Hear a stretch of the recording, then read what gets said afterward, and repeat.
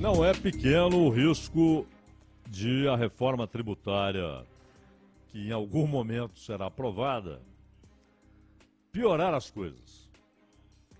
Há um caminhão de ideias, há um caminhão de interesses, há interesses contraditórios, há interesses que se chocam, há confronto de interesses de setores distintos, setores econômicos e produtivos distintos da sociedade brasileira.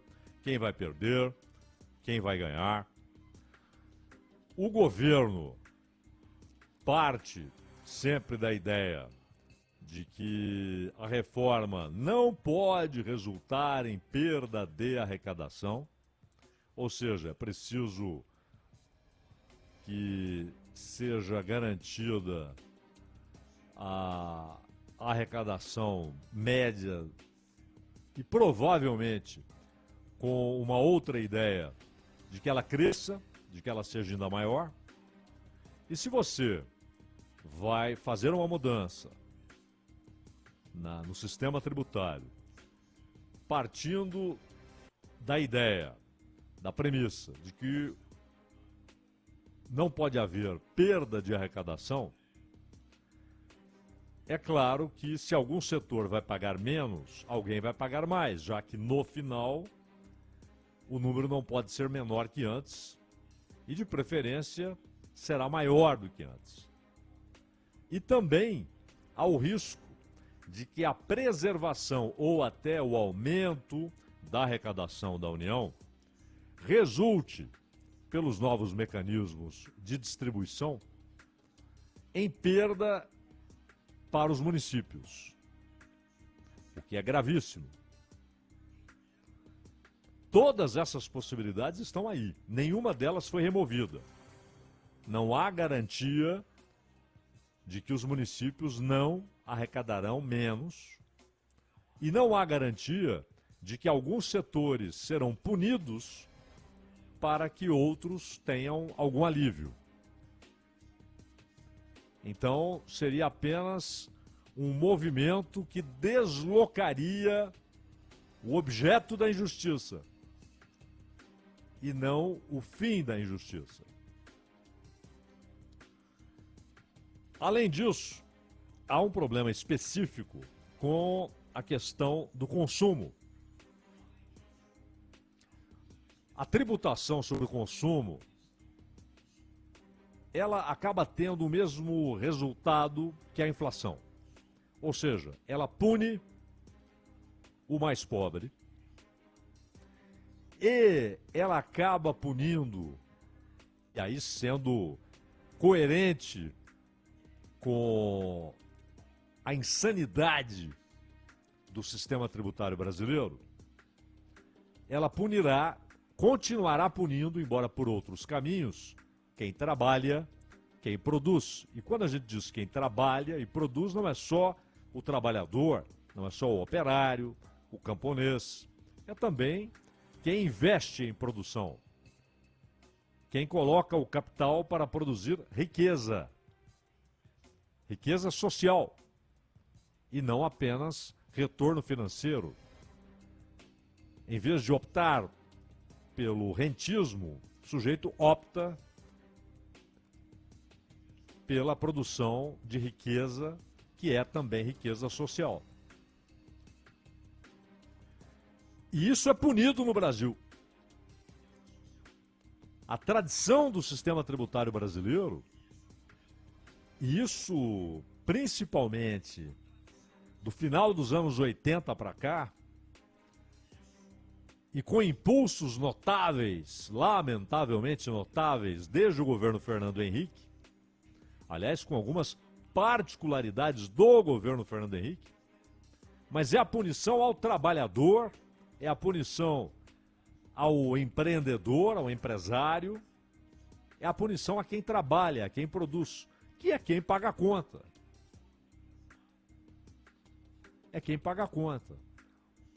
O Estado, ele tem as suas atividades, o seu funcionamento, suas mordomias, suas benesses, suas vantagens de casta político-econômica, pagos por quem trabalha, por quem produz. E o sistema pune, em vez de incentivar, ele pune quem produz e quem trabalha. E muitas vezes empurra quem tem o capital para outras escolhas. Viver de renda. Atividades onde ele pode até optar por algo previsível, de retorno previsível, em vez de algo com riscos. Então, é um sistema ruim, burro e cruel. E no caso do consumo, basta notar o que ocorre em outros países. Há dados da Tax Foundation, uma organização que atua há mais de 80 anos, coletando dados sobre tributos ao redor do mundo. E 25% é o que considera-se hoje nos defensores da proposta que tem mais chances de aprovação pelo Congresso, é o percentual, a taxação considerada para o IVA. Já acima da média da OCDE e dos países da Europa. Uma alíquota de 25% para o futuro Imposto sobre Valor Agregado, o IVA, seria uma das maiores do mundo.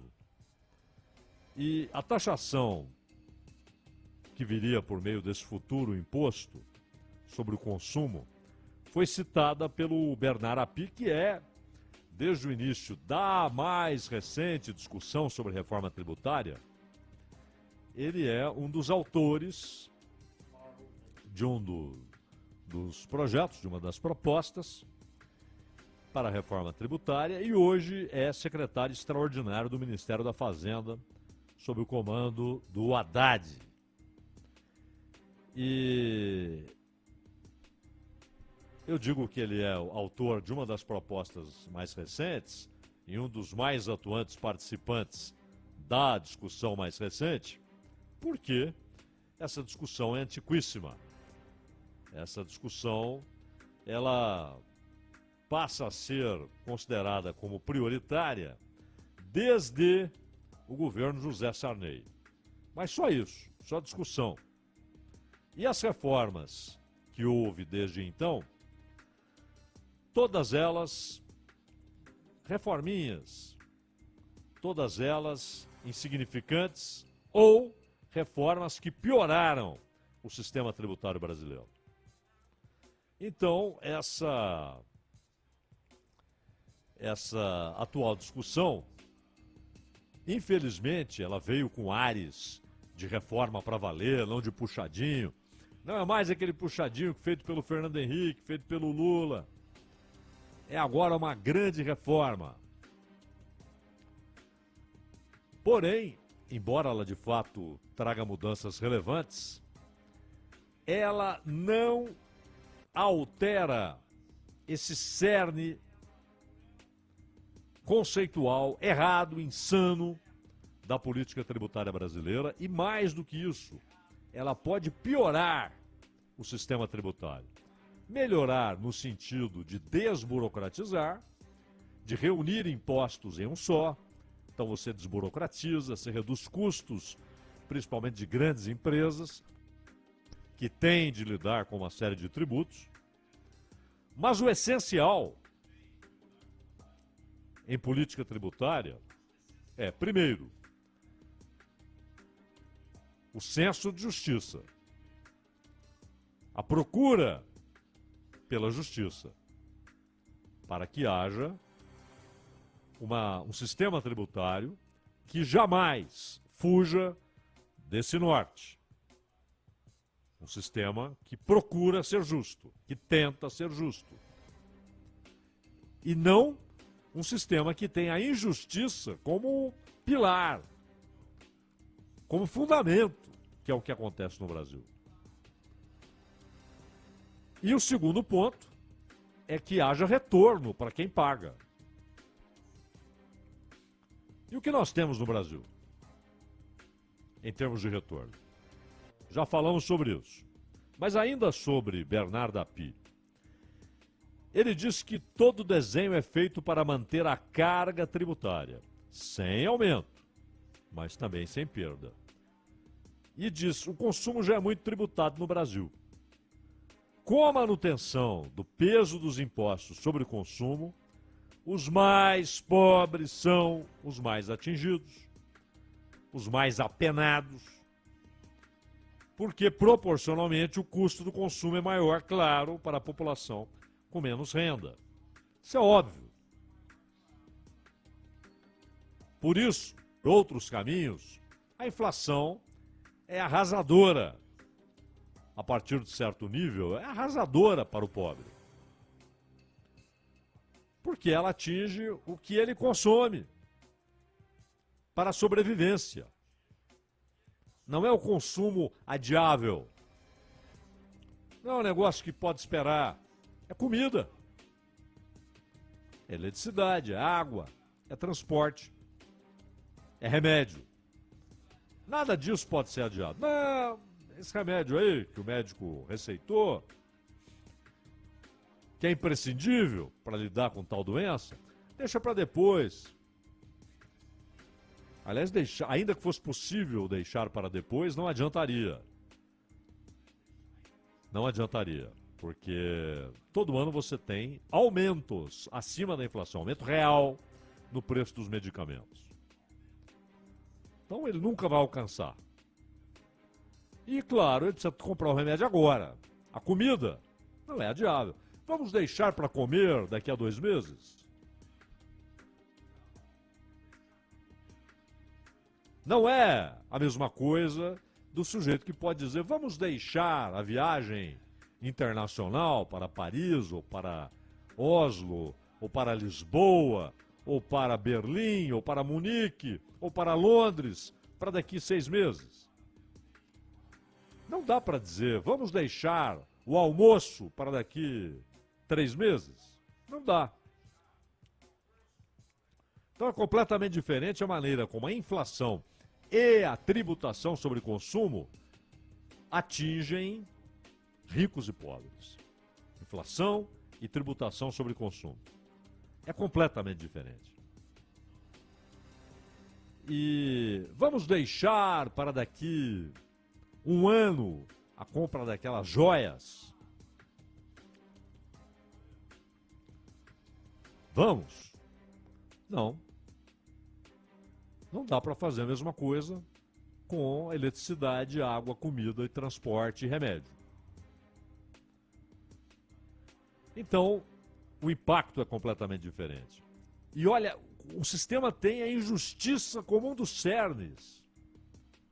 É um dos fundamentos do sistema tributário brasileiro, é a injustiça. E é claro que todos pagam imposto, porque todos consomem. Nós já citamos aqui o exemplo definitivo, que é o sujeito que não tem nada. Portanto, não há o que tributar. Ele não tem salário, ele não tem casa, ele não tem nada.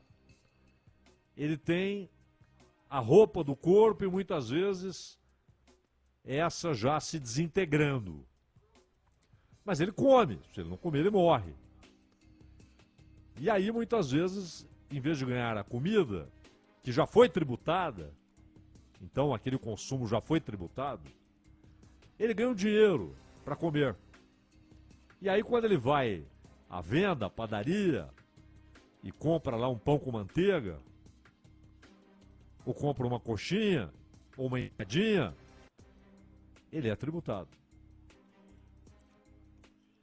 Se ele consegue uma garrafinha de água, ele é tributado. Todos pagam imposto. E, obviamente, essa distribuição, ela parte desse princípio que é insano, é estúpido, mas que é mantido reforma após reforma, reforminha após reforminha, reformona após reformona. A injustiça é um dos pilares do sistema tributário brasileiro. Então, a extinção de ICMS, PIS/COFINS, IPI, ISS, ISS é municipal, ICMS os estados é que recolhem, e PIS/COFINS e IPI federais, né? Então eles seriam substituídos por um imposto sobre valor agregado e também por um imposto seletivo. E aqui, esse imposto seletivo, ele também ele é complicado, né? Ele é vendido como um imposto virtuoso sobre bebida, sobre cigarro. Na verdade, você vai estabelecer uma série de itens. Mas não são atividades proibidas. Pelo contrário, geram emprego, demandam produção rural, inclusive. Produção do fumo, a produção da cana, a produção da batata, a produção do arroz. Mas aí vem o pseudo-virtuoso e diz, são produtos que fazem mal à saúde, então nós vamos meter taxa em cima. Os Estados Unidos fizeram algo muito mais radical em relação à bebida. Proibiram-na. Foi a chamada lei seca. Foi o paraíso das máfias. Aqui máfia como um termo generalizante, né? Porque obviamente o termo máfia ele é originalmente específico de uma região da Itália, mas virou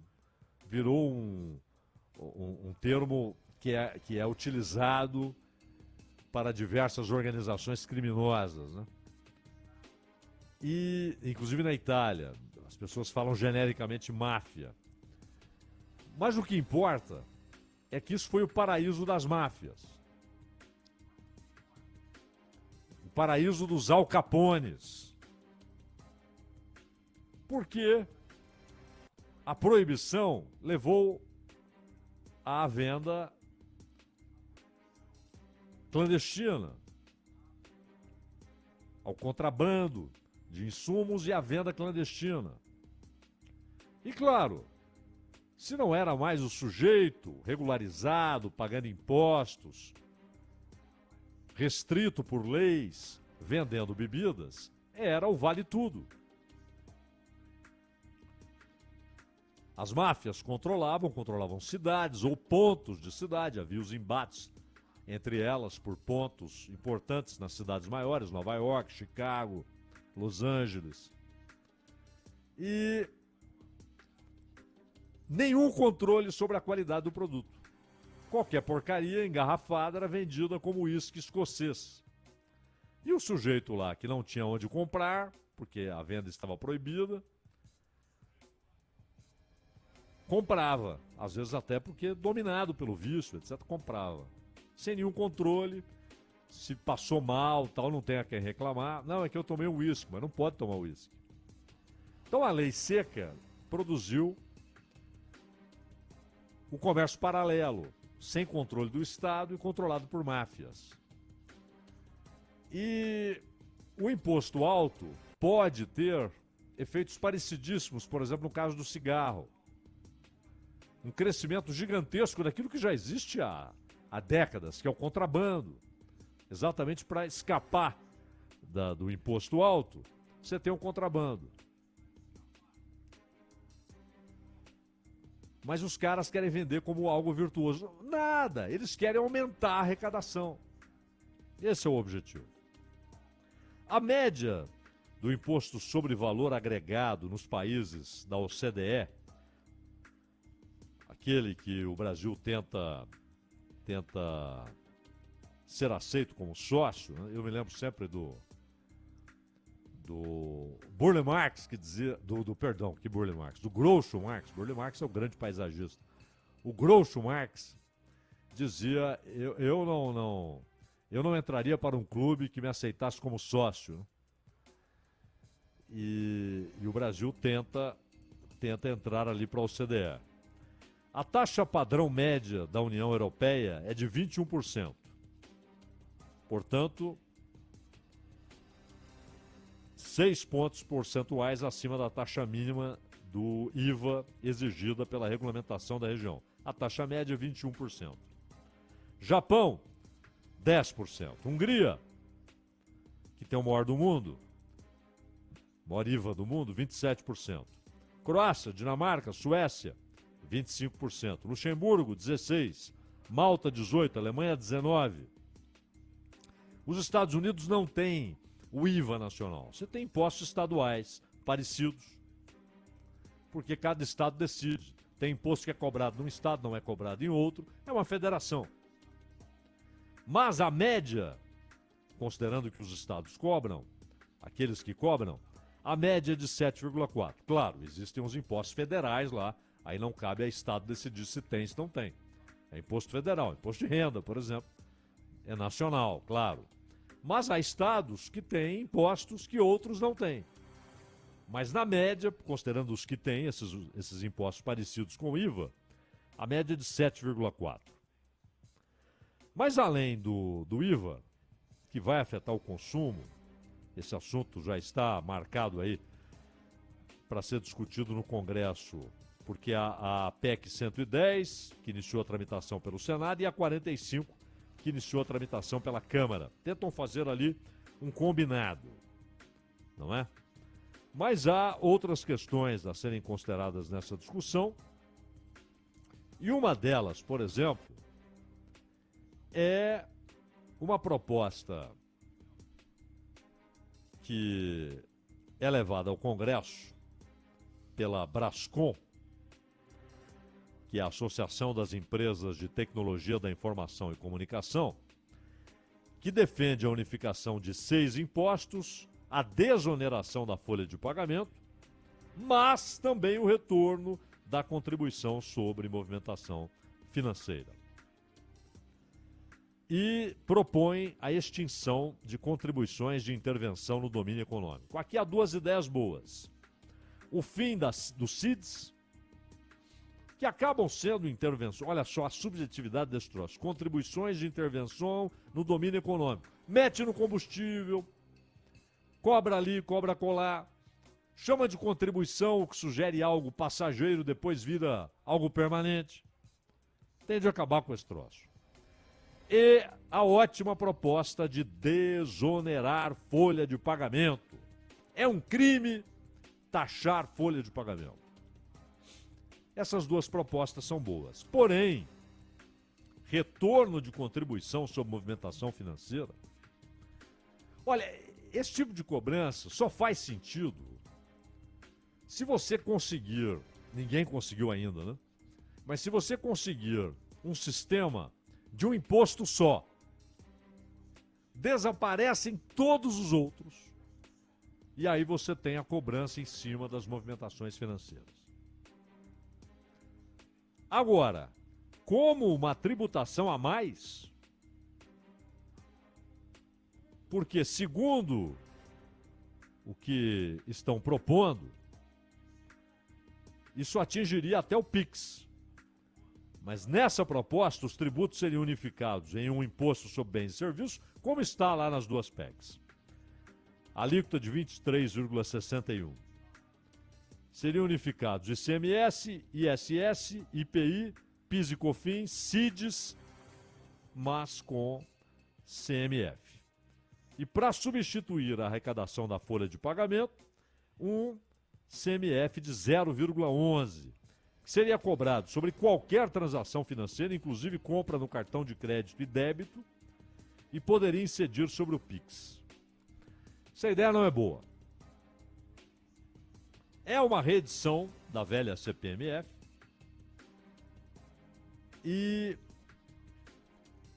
como imposto a mais, substituindo tributos. Mas esse mecanismo de cobrança, para o governo é excelente, porque ele não tem trabalho. Os bancos cobram por ele. Ele já pega mastigadinho ali sobre cada movimentação. Mas isso leva à incidência de uma cobrança, de uma contribuição, diversas vezes em cima do mesmo produto. Porque são várias as operações produtivas e, portanto, as operações financeiras e suas transações até que um produto seja finalizado. Um carro. Um carro. Quantas e quantas operações produtivas, acompanhadas de operações financeiras, ocorrem até que se produza um carro? Os pneus, os vidros, o plástico. É um imposto inflacionário. Ele vai encarecer o que já está muito caro. Remédios. Quantas operações até que você tenha o produto final? Então será uma bitributação. E já somos campeões da bitributação. E aí vem a história daquilo que falamos lá no início. O segundo ponto, além de ter a ideia, o senso de justiça como norte, e o Brasil, na sua política tributária, não tem, é um sistema injusto, que pune o mais pobre e pune quem trabalha e quem produz. O operário, o industrial, o camponês, o empresário do setor agrícola, o comerciante, esses são os punidos pelo sistema tributário brasileiro. Ou seja, o sujeito ele tem N estímulos para ser, se ele tem dinheiro, para ser um rentista, especulando ou não, ele não precisa nem especular. Especular significa correr riscos. Você tem chances de ganhos e riscos de perdas. Mas ele pode ter um investimento absolutamente seguro, previsível, já com a determinação a priori do que ele vai receber. E alguma taxação. Agora, produzir, trabalhar, aí sim é correr riscos. Você está sujeito a N riscos. Na lavoura, por exemplo, você tem riscos toda hora. Choveu demais, choveu de menos. Fez sol demais, fez sol de menos. Deu praga, não deu praga. E aí? São coisas incontroláveis. Você vai enfrentando as consequências, mas você não tem influência sobre as causas. Você não pode impedir a migração das aves, né? Que muitas vezes trazem uma nova praga. Aí você vai lidar com a consequência. Você não tem controle sobre a incidência de sol ou sobre chuva. E qual o impacto disso na colheita ou no plantio. Na indústria, você lidando com o custo de estradas ruins para escoamento de produção, escoamento caro por transporte rodoviário, falta de locais suficientes, né? Não há locais em número suficiente para armazenamento, custo da estrutura portuária para importar ou para exportar. O sujeito que põe ali para render, está sossegado. Mas qual o retorno que a sociedade tem? Se você anda numa estrada que não tem pedágio, você vai andar Você vai atravessar um deserto de crateras. Né? Aliás, as ruas estão assim, nas cidades, em muitas cidades. Crateras, buracos, buracos. Estradas. Além de estradas construídas de maneira maliciosa, porque o sujeito que constrói uma estrada sem acostamento, isso não pode ser um esquecimento, né? Um lapso. Isso é malicioso. Né? É usar menos dinheiro do que deveria usar. Dinheiro que já estava destinado para a estrada. E você tem estradas federais esburacadas, largadas, pontes em péssimas condições. Aí, o sujeito é bitributado, porque para ele andar numa estrada, ele já paga ali no combustível, ele já paga imposto para a estrada tá boa, mas não tá. Então ele paga o pedágio. Ele paga imposto para ter um sistema de saúde. Temos o SUS, que é formidável, uma grande ideia. Mas como a renda no Brasil é baixíssima, a renda média é baixíssima, há uma demanda gigantesca e as pessoas são empurradas então para o sistema privado. mas sem renda para isso. Então você tem os consórcios, né? Ou seja, as pessoas estão sob o guarda-chuva de uma empresa que contrata uma outra empresa de saúde. E o que tem o contrato individual, como pessoa física, é outro que é punido, né? Você envelheceu, então você tem de pagar mais. Você passou anos sem usar, mas agora cresce o risco de você usar, então você vai pagar mais. Embora eu tenha ali uma multidão pagando muito e usando pouco, porque ainda é jovem. Em tese, né? Muitas vezes tem de usar também. Então, o brasileiro é bitributado, tritributado, e parece que o que sairá dessa reforma será menos burocracia, ótimo, mas permanecerá intocada a injustiça, que é um dos cernes da tributação no Brasil, Ronald.